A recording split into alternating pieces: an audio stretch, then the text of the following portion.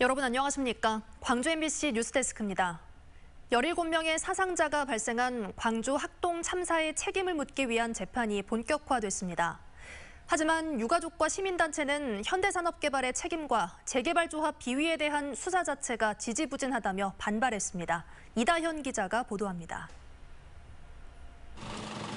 법원의 현장 검증이 진행된 학동 붕괴 참사 현장. 노란 수의복을 입고 모자를 푹 눌러 쓴 철거 하청업체 한솔의 현장 소장 강모 씨와 불법 재하청업체 백솔의 대표 조모 씨가 사고 80일 만에 현장의 모습을 드러냈습니다. 건물을 불법 철거해 17명의 사상자를 낸 혐의로 재판에 넘겨진 두 사람은 1시간 정도 현장을 돌며 조사를 받았습니다. 일을 정신 차리고 있어야죠. 두 사람에 대한 첫 번째 공판은 다음 달 8일 열릴 계획입니다. 하청, 재하청업체 관계자들에 대한 현장 검증을 시작으로 광주 학동 붕괴 참사와 관련한 재판이 본격화합니다. 오늘 오전에는 철거 업체로부터 계약 성사를 조건으로 억대의 금품을 챙긴 브로커 이모 씨에 대한 재판이 시작됐고 다음 달에는 감리자 차모 씨와 현대산업개발 현장 소장 서모 씨 등 8명에 대한 재판도 진행됩니다. 하지만 현장을 찾은 시민단체는 경찰 수사에 문제를 제기하며 철저한 진상규명을 요구했습니다. 현대산업개발과 재개발조합이 업체를 선정하는 과정에서의 비리 의혹 수사는 결론을 내지 못하고 있고 비위 의혹의 중심에 있는 문흥식 전 5.18 구속 부상자 회장은 해외로 도피해 한국으로 돌아오지도 않았기 때문입니다. 사고를 야기하는 근본 원인인 재개발조합 비리와 불법 카르텔에 대한 수사는 2달이 넘도록 방치되다시피 하고 있다. 또 유가족은 사고 직후 구성된 유족 지원 대책기구가 제대로 된 설명 없이 일방적으로 해체됐다며 광주시와 동구청을 비판했습니다. 이 자리에 서는 데까지도 많은 시간이 걸렸습니다. 많은 유족들은 지금 생업과 현장 관계자, 정부 관계자들과 함께 싸워나가고 있습니다. 붕괴 참사 관계자들에 대한 재판이 시작됐지만 아직 밝혀지지 않은 의혹들이 남아 향후 수사 결과에 관심이 집중되고 있습니다. MBC 뉴스 이다현입니다. 광주 중앙공원 1지구 사업 조정안이 논란 끝에 2달 만에 의결됐습니다.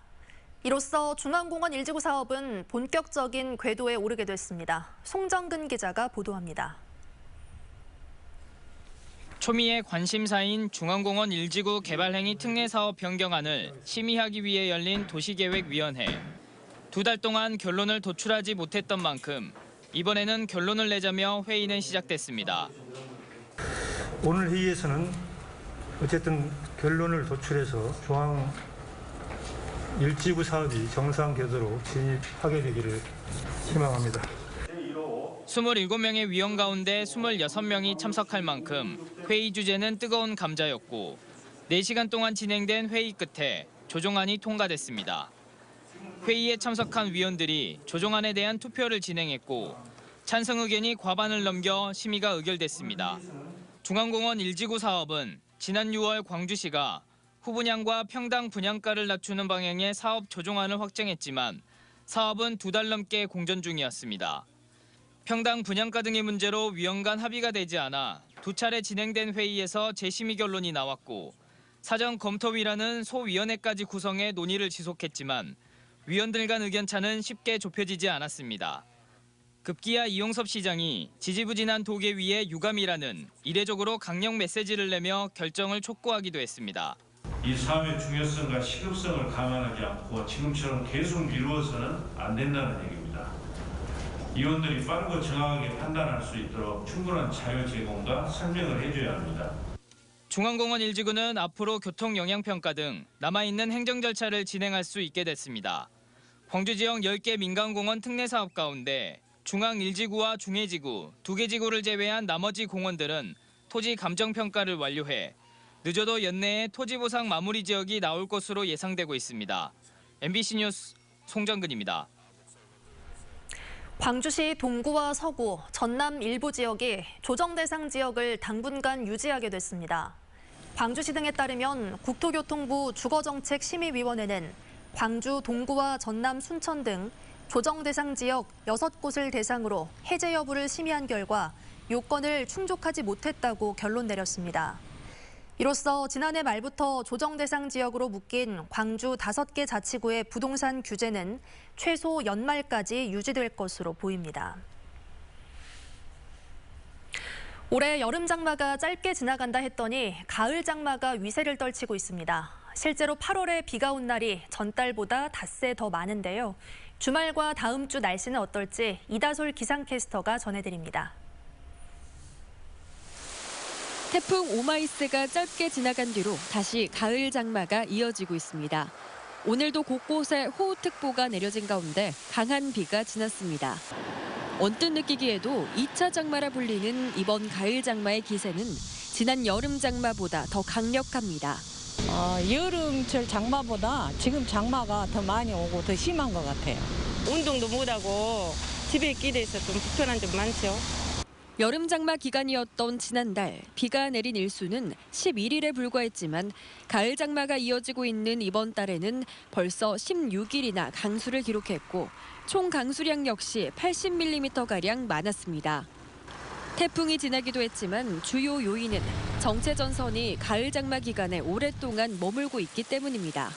올여름철 장마는 평년보다 늦게 시작되었고 일찍 끝나면서 장마철 기간이 짧았으나 8월 말인 현재 북태평양 고기압이 우리나라 남쪽에서 세력을 유지하고 있어 따뜻하고 습한 공기와 우리나라 북쪽에서 남하하는 차고 건조한 공기 사이에서 정체전선이 만들어졌고 여기에 주기적으로 기압골의 영향이 더해짐에 따라서 이미 많은 비가 내린 가운데 앞으로도 비가 많이 내리겠습니다. 다음 주 목요일까지 일주일가량 비가 연속적으로 이어지겠습니다. 내일까지 예보된 강수량은 광주 전남에 20에서 80mm고 특히 오늘 밤까지 돌풍과 천둥 번개를 동반한 시간당 30mm 안팎의 강한 비가 내리겠습니다. 이후로는 서해상에서 저기압이 강하게 발달하면서 국지적으로 강한 비가 내릴 가능성이 있습니다. MBC 뉴스 이다솔입니다. 깊은 산속 습지는 야생화들이 많이 피어나는 생명의 보고라 할 수 있습니다.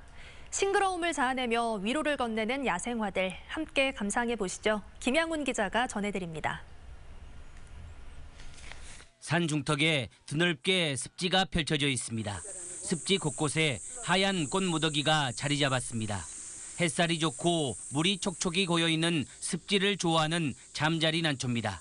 꽃이 잠자리를 닮았다고 해서 이름 붙여졌습니다. 야생화를 좋아하는 사람으로서 우리 지역 주변에 잠자리 난초 등 습지에 이런 야생화들이 많이 분포되어 있어서 참 행복합니다. 천천히 산 정상을 향하자 또 다른 야생화가 발길을 멈추게 만듭니다. 화사함을 뽐내는 노란 야생화 절국대입니다. 바로 인근에는 여러 해살이 덩굴 식물인 덩굴 박주가리가 꽃을 피웠습니다. 은은한 아름다움을 주는 꽃들을 조심스럽게 카메라에 담아봅니다.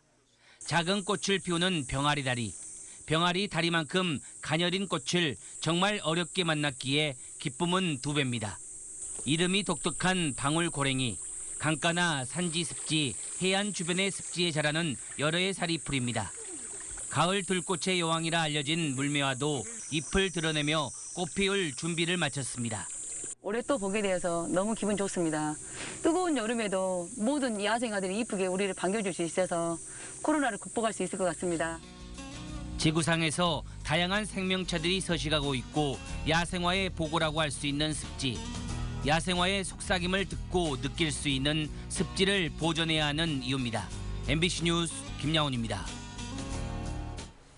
타 지역 확진자를 중심으로 코로나19 감염이 이어져 광주에서는 오늘 9명이 확진됐습니다. 광주시에 따르면 천안 확진자와 접촉한 일가족 4명이 확진 판정을 받아 이들이 다니던 유치원과 중학교에 대한 검사가 진행 중입니다. 이외에도 서울 강남구 관련 1명 등 타 지역 확진자와 기존 감염지를 통해 확산이 이어지며 5명의 확진자가 추가로 나왔습니다. 일부 해역에 내려졌던 고수온 특보가 모두 해제됐습니다. 국립수산과학원은 지난달 15일부터 전남 서부와 충남, 부산과 울산 등 우리나라 연안에 내려졌던 고수온 특보를 모두 해제했습니다. 올해 고수온 특보 기간은 43일로 지난해보다 2배 정도 길었고 발령 시기는 지난해보다 1달 정도 빨랐습니다. 장성민 국민의힘 대선 예비후보가 1박 2일 일정으로 호남을 찾았습니다.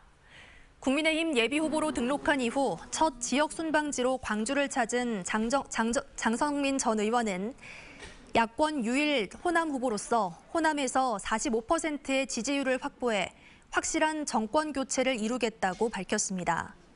장 전 의원은 내일 남광주시장 방문과 5.18 묘지 참배 등을 통해 지역민들을 만나 지지를 호소한다는 방침입니다. 광주의 근대 유산인 양동 뽕뽕다리가 새로운 모습으로 다시 건립됩니다. 광주시와 광주 서구는 오늘 양동 광주천변에서 착공식을 갖고 양동 발산마을에서 북구 임동을 잇는 길이 65m, 폭 5m의 인도교 공사를 시작했습니다. 양동 뽕뽕다리는 전남 방직과 여공들의 주거지인 발산마을을 이어주던 7, 80년대 서민들의 애환이 서린 곳으로 내년 8월까지 현대적인 감각과 편의성을 갖춘 명품 인도교로 재탄생합니다. 5.18 단체들이 사자 명예훼손 혐의 항소심 재판에서 책임을 떠넘기고 있는 전두환의 참회를 촉구했습니다. 5.18 민주유공자 세 단체는 오늘 성명을 통해 이번 항소심 재판이 전두환에게는 5.18 영령과 유족의 반인륜적 범죄를 참회하고 고백할 수 있는 마지막 기회라며 이를 놓치지 말라고 강조했습니다. 또 오는 30일 증인 출석이 예정된 민정기 전 비서관이 회고록 작성 과정에 전두환이 개입하지 않았다고 주장하는 등 책임을 희석하고 재판을 지연하려 한다며 비판했습니다. 재건축 사업이 진행 중인 광주 남구 장미아파트 상가에 대한 명도 강제 집행이 이뤄진 것을 두고 세입자들이 반발했습니다. 장미아파트 상가의 세입자 7명은 오늘 오전부터 재건축 조합의 상가 명도 강제 집행이 이뤄지고 있다며 세입자가 동의하지 않는 강제 집행은 중단돼야 한다고 주장했습니다.